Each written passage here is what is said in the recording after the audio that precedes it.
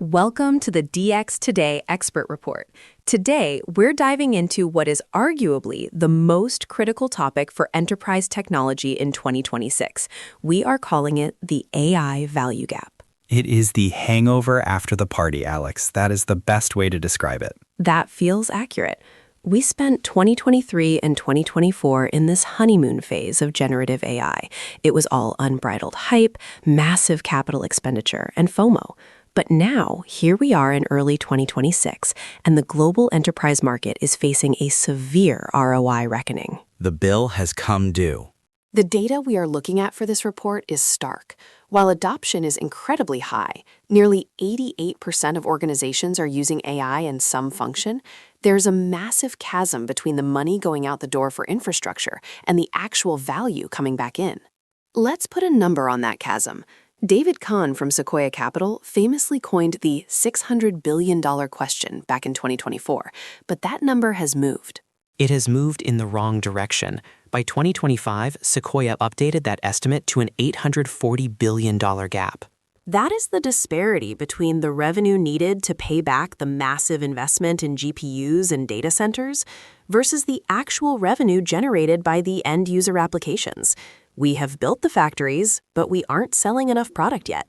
For the average CIO, though, that macroeconomic gap feels like a very personal crisis. Absolutely. It is a microeconomic crisis. You have CFOs looking at $10 million invoices for Copilot licenses and RAG architectures, and they are asking a simple question. Where is the 30% productivity lift you promised me? Why hasn't headcount gone down or revenue gone up? It's not that people aren't using it, though. The Wharton 2025 AI adoption report suggests usage is high. Usage is high, but depth is the issue. Wharton found that 72% of enterprises are formally measuring ROI now. 3 out of 4 leaders say they see positive returns, which sounds great, and ISG reported that 31% of use cases reached full production in 2025. That is double the rate of 2024. So we are seeing progress, but the gap between I use this to write emails and this transformed my business model is still vast. To understand why we are in this trough of disillusionment, as Gartner calls it, do we need to look at history? We do. We have seen this movie before. Think about the dot-com crash in 2000. We had a massive fiber optic overbuild. Companies laid unmatched amounts of cable that nobody was using.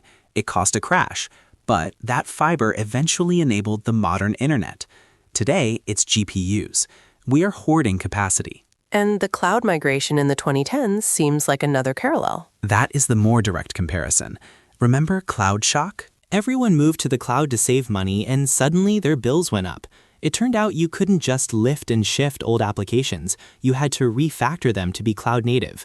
We are doing the exact same thing with AI. We are bolting AI onto legacy workflows and expecting magic. You cannot bolt on. You have to refactor the business for an agentic future. Let's get into the technical reasons for this value gap. It's not just bad strategy. There are real engineering hurdles that became apparent in 2025. The biggest one is the cost of inference. In traditional software, if I click a button, the cost to the company is near zero. With generative AI, every query fires up a GPU. It is expensive. If you are using a massive model for a low-value task like summarizing a meeting, the cost of the answer might be higher than the value of the summary. Retrieval augmented generation was supposed to solve hallucinations and let us chat with our data. In theory, yes. In practice, it is integration hell. It turns out that chat with your data is a myth if your data is a mess. Most enterprise data is unstructured. PDFs, SharePoint sites, messy spreadsheets. When you feed that garbage into a model, you get garbage out. Plus, chaining all these retrieval calls together creates latency. It makes the user experience sluggish. That leads us to the cultural barriers. We are seeing a productivity paradox. Microsoft Research did a fascinating study on this. They found adoption was broad but shallow. People use the tools for a few weeks, the novelty wears off, and they go back to their old way of working. It is hard to change human behavior. And frankly, there is a talent gap. We have plenty of people who can call an API. We have very few engineers who understand how to actually fine-tune a model or evaluate its output properly. I want to look at the winners and losers because that paints the clearest picture. Let's start with the success story everyone talks about, Klarna. Klarna is the poster child for the future-built company. 3 million conversations. That is 2/3 of all their inquiries. It did the work of 853 full-time agents. Those numbers are staggering. $40 million in profit improvement. They didn't just build a chatbot that talks, they built an agentic system. It was integrated into their refund systems and order management. The AI could actually do things, process a refund, change an order, not just apologize to the customer. On the other side of the spectrum, we have McDonald's. Right, the IBM partnership. They pulled the plug on their AI drive-through test in 2024. It's a classic case of the technology not being ready for the physical environment. Accents, background noise, kids screaming in the back seat. The AI couldn't hit the 100% accuracy needed for high-speed retail. It frustrated customers.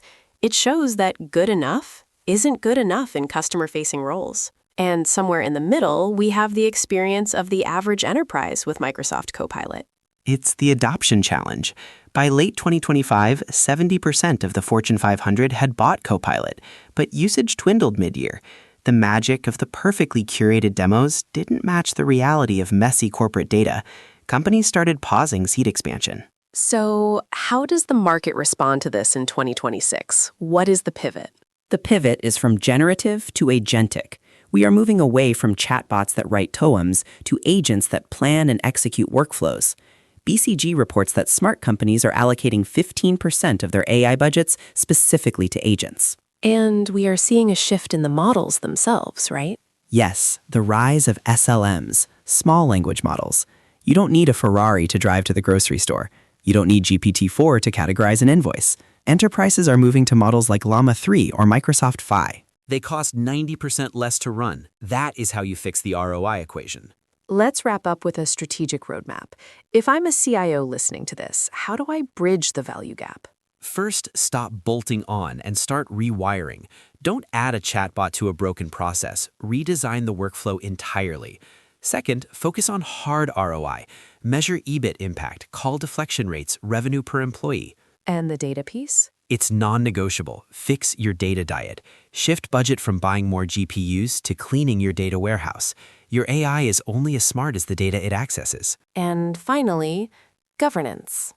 Governance is actually an accelerator, not a brake. Look at the Air Canada lawsuit where a chatbot invented a refund policy and the court held the airline liable. You need human-in-the-loop protocols. You need guardrails.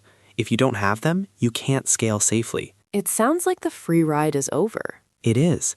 The hype has burned off. The value gap isn't a sign of failure, it's a sign of maturation. The technology is real and the value is there, but now you have to earn the ROI. A sobering but necessary check-in on the state of the industry. That wraps up this expert report from DX Today. Thanks for listening.